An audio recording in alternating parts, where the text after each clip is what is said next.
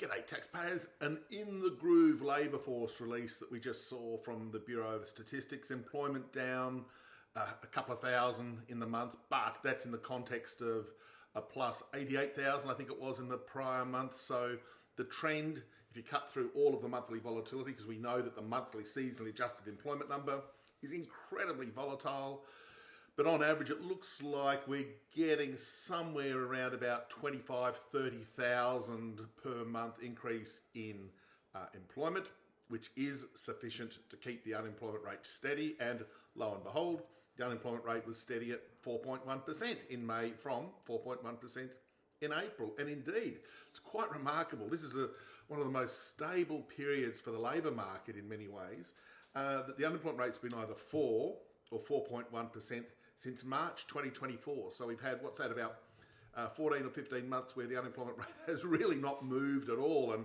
if you look at it to two decimal places, the change is just really, really tiny. So particularly for a survey, a labour force survey, when we know the employment numbers are incredibly volatile, that's remarkable. So for the sort of the whole economic picture, because of course the labour market is what most of it's all about, probably doesn't add much to the case for anything, really. It's nice to see the unemployment rate staying low. It's important that the policymakers try to lock in full employment, because that's where we are.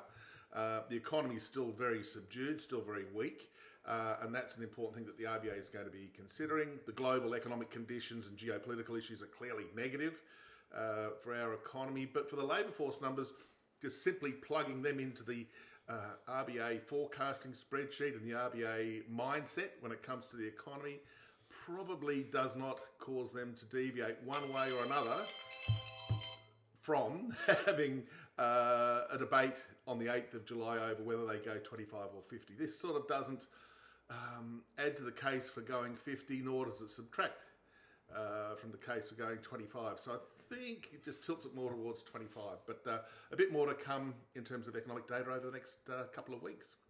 Cheers.